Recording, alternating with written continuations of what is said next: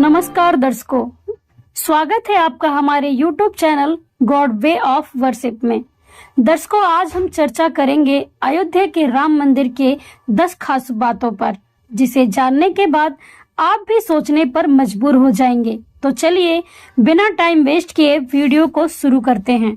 दर्शकों, 5 अगस्त 2020 को प्रधानमंत्री मोदी जी ने अयोध्या में राम मंदिर की आधारशिला रखी थी और मंदिर का निर्माण शुरू हो गया, जो आज तक चल रहा है। दर्शकों, कहते हैं कि भगवान श्री राम के जल समाधि लेने के पश्चात अयोध्या कुछ काल के लिए उजाड़ सी हो गई थी, लेकिन उनकी जन्मभूमि पर बना महल वैसे का वैसा ही था। भगवान श्री राम के पुत्र कुश ने एक बार पुनः राजधानी अयोध्या का पुनर्निर्माण करवाया। इस निर्माण के बाद सूर्यवंश की अगली 44 पीढ़ियों तक इसका अस्तित्व आखिरी राजा बृहदल तक अपने चरम पर रहा। कौशल राज बृहदल की मृत्यु महाभारत युद्ध में अभिमन्यु के हाथों हुई थी। महाभारत के युद्ध के बाद अयोध्या उजड़ सी हो गई, मगर श्री राम जन्मभूमि का अस्तित्व फिर भी बना रहा। इसके बाद यह उल्लेख मिलता है कि ईसा के लगभग 100 वर्ष पूर्व उज्जैन के चक्रवर्ती सम्राट विक्रमादित्य एक दिन आखेट करते करते अयोध्या पहुंच गए। विक्रमादित्य को इस भूमि में कुछ चमत्कार दिखाई देने लगे। तब उन्होंने खोज आरंभ की और पास के योगी व संतों की कृपा से उन्हें ज्ञात हुआ कि यह श्री राम की अवध भूमि है। उन संतों के निर्देश से सम्राट ने यहाँ एक भव्य मंदिर के साथ ही कूप, सरोवर, महल आदि बनवाए। कहते हैं कि उन्होंने श्री राम जन्मभूमि पर काले रंग की कसौटी पत्थर वाले 84 स्तंभों पर विशाल मंदिर का निर्माण करवाया था। इस मंदिर की भव्यता देखते ही बनती थी। विक्रमादित्य के बाद के राजाओं ने समय समय पर इस मंदिर की देखरेख की। उन्हीं में से एक संगु वंश के प्रथम शासक पुष्यमित्र संगु ने भी मंदिर का जीर्णोद्धार करवाया था।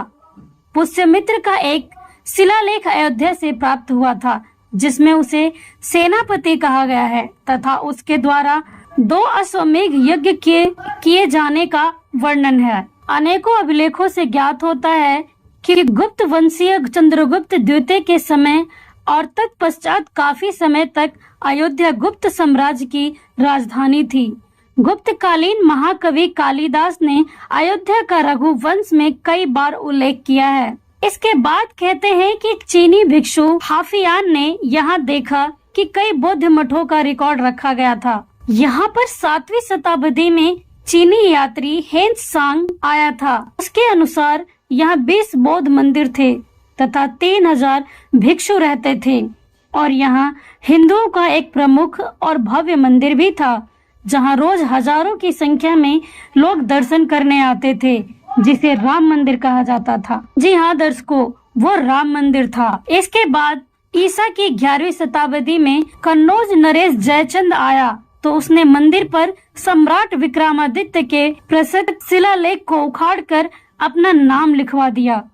पानीपत के युद्ध के बाद जयचंद का भी अंत हो गया। इसके बाद भारतवर्ष पर आक्रांताओं का आक्रमण और बढ़ गया। आक्रमणकारियों ने काशी मथुरा के साथ ही अयोध्या में भी लूटपाट की और पुजारियों की हत्या कर मूर्तियों को तोड़ने का क्रम जारी रखा। लेकिन 11वीं सदी तक वे अयोध्या में राम मंदिर को तोड़ने में सफल नहीं हो पाए। विभिन्न आक्रमणों के बाद भी सभी झंझावतों को झेलते हुए श्री राम की जन्मभूमि पर बना भव्य मंदिर 14वीं शताब्दी तक बचा रहा। कहते हैं कि सिकंदर लोधी के शासन काल के दौरान यह मंदिर मौजूद था।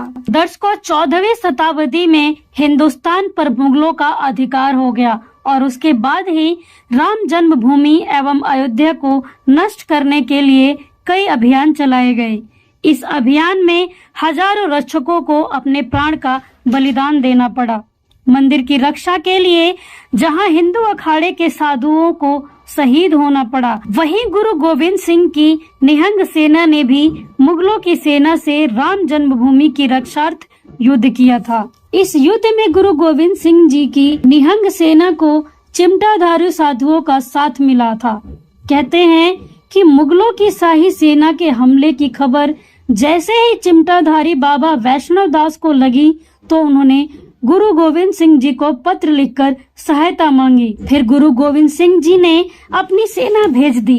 गुरु गोविंद सिंह जी की निहंग सेना ने भी मुगलों की सेना से राम जन्मभूमि की रक्षार्थ युद्ध किया था।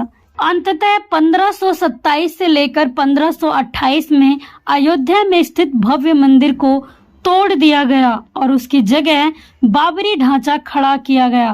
कहते हैं कि मुगल साम्राज्य के संस्थापक बाबर के एक सेनापति ने बिहार अभियान के समय अयोध्या में राम के जन्म स्थान पर स्थित प्राचीन और भव्य मंदिर को तोड़कर एक मस्जिद बनवाई, जो 1992 तक विद्यमान रही। बाबरनामा के अनुसार 1528 में अयोध्या पड़ाव के दौरान बाबर ने मस्जिद निर्माण का आदेश दिया था।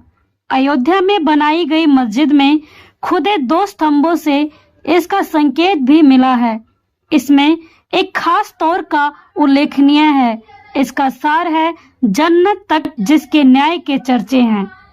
ऐसे महान शासक बाबर के आदेश पर दयालु मीर बकी ने फरिश्तों के इस जगह को मुकम्मल रूप दिया। हालांकि यह भी कहा जाता है कि अकबर और जहांगीर के शासनकाल में हिंदुओं को यह भूमि एक चबूतरे के रूप में सौंप दी गई थी, लेकिन क्रूर शासक औरंगजेब ने अपने पूर्वज बाबर के सपने को पूरा करते हुए यहाँ एक भव्य मस्जिद का निर्माण कर उसका नाम बाबरी मस्जिद रख दिया था। दर्शकों, राम मंदिर की यह भूमि बाबरी मस्जिद का पूर्व स्थान है, जिसे 16वीं शताब्दी में बनाया गया था।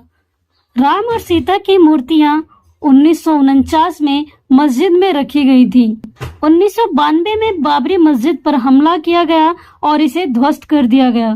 भारत के सर्वोच्च न्यायालय ने विवादित भूमि हिंदुओं के मंदिर के निर्माण के लिए देने का फैसला सुनाया, जबकि मुसलमानों को मस्जिद बनाने के लिए कहीं और जमीन देने की बात कही। अदालत ने साक्ष्य के रूप में भारतीय पुरातत्व सर्वेक्षण की एक रिपोर्ट का हवाला दिया, जिसमें ध्वस्त बाबरी मस्जिद के नीचे एक संरचना की उपस्थिति का सुझाव दिया गया था, जो गैर इस्लामिक पाया गया था। दर्शकों, इसके बाद ही 5 अगस्त 2020 को राम मंदिर के पुनर्निर्माण की शुरुआत के लिए भूमि पूजन भारत के प्रधानमंत्री नरेंद्र मोदी जी द्वारा किया गया था। वर्तमान में निर्माणाधीन मंदिर की देखरेख श्री राम जन्मभूमि तीर्थ क्षेत्र ट्रस्ट द्वारा की जा रही है। 22 जनवरी 2024 को श्री नरेंद्र मोदी जी ने इस आयोजन के मुख्य अनुष्ठानों के मुख्य यजमान रूप में कार्य किया और राम मंदिर में रामलला की प्राण प्रतिष्ठा की। राम मंदिर के उद्घाटन को लेकर अयोध्या नगरी में हर्षोल्लास का माहौल बना हुआ था। पूरी नगरी में दीप प्रज्वलित किए जा रहे थे तथा सड़कों और गलियों में केसरिया रंग के झंडे लहरा रहे थे।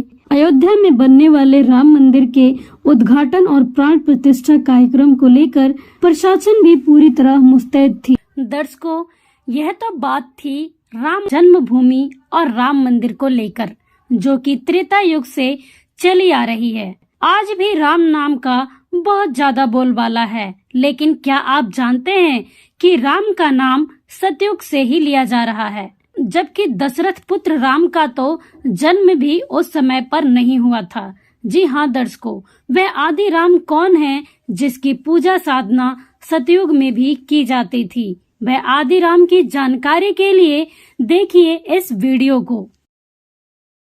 है रमता राम जपोरे प्राणी, अब तो सुन ले राम कहानी। अब हम राम शब्द से कहाँ हम अपने दिमाग की सुई ले जाते थे। श्री रामचंद्र जी सन ऑफ राजा दशरथ, अयोध्या का राजा।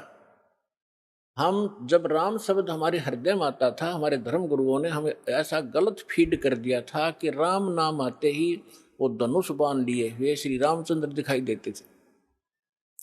देखो, अब राम समझना हमने राम की डेफिनेशन समझनी है।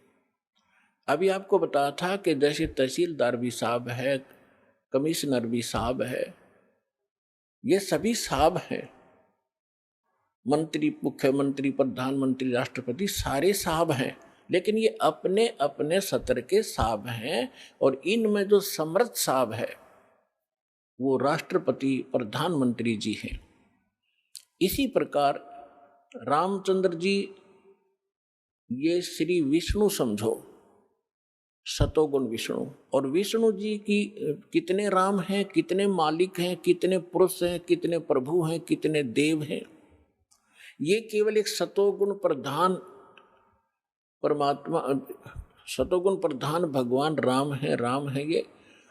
और केवल एक ब्रह्मांड के अंदर 3 लोकों के ऊपर इस विभाग के मंत्री हैं ये। सतोगुण विभाग के मिनिस्टर हैं पृथ्वी लोक पर, स्वर्ग लोक पर और नीचे पाताल लोक पर। केवल 3 लोकों पर अपने इस विभाग के ये स्वामी हैं, राम हैं। ब्रह्मा जी रजोगुण विभाग के मंत्री हैं, मिनिस्टर हैं, और ये भी इन्हीं 3 लोकों के ऊपर स्वामी हैं, राम हैं, मालिक हैं, पुरुष हैं, प्रभु हैं। और शंकर भगवान तमोगुण विभाग के मिनिस्टर हैं। इसी प्रकार इन 3 लोकों पर इनके जो पिता हैं सरपुरुष ब्रह्म ज्योत स्वरूपी निरंजन, ये इसके 21 ब्रह्मांड हैं। एक ब्रह्मांड समझो एक प्रांत है, और ये प्रत्येक प्रांत में मुख्यमंत्री का, चीफ मिनिस्टर का रोल करता है। अपने 3 पुत्रों को ये प्रधानमंत्री, ये मंत्री बनाकर रखता है। मुख्यमंत्री, मुख्य मीन यहाँ वाला मुख्यमंत्री नहीं, यानी अन्य से जैसे देव और भी हैं, जैसे जल का देवता वरुण है और धन का देवता कुबेर है, ऐसे ये अलग अलग जो और देवता हैं, जैसे सूर्य प्रकाश स्रोत का देवता भगवान प्रभु सूर्य है। सूर्य ये आग का गोला नहीं है, एक देव है जो इन प्रकाश स्रोतों का स्वामी है। जैसे बिजली मंत्री होता है, बिजली मंत्री, विद्युत मंत्री वो कोई पत्थर का नहीं होता, या कोई वो बिजली चमकती हुई नहीं होता, वो एक इंसान होता है, उसके कंट्रोल में बिजली विभाग होता है। इसी प्रकार सूर्य देव ये नहीं है जो सूर्य चमक रहा है, इनके ऊपर कंट्रोलर है सभी सूर्यों पर। इस ब्रह्मांड के अंदर भी कई सूर्य हैं, एक नहीं, और ऐसे ऐसे बहुत से और भी प्रकाश स्रोत हैं चंद्रमा की तरह, तो उन सब का कंट्रोलर वो है। ऐसे तो कहने का भाव ये है कि ये केवल 21 ब्रह्मांड का स्वामी है सरपुरुष, और अक्षर पुरुष 21 ब्रह्मांड, 7 संग ब्रह्मांड का राम है, 7 संग ब्रह्मांड का स्वामी है, मालिक है। और परम अक्षर ब्रह्म, पूर्ण परमात्मा, उत्तम पुरुष है तू अन्य, वो कबीर देव जो है परम अक्षर ब्रह्म, वो असंख्य ब्रह्मांड का राम है, मालिक है, स्वामी है।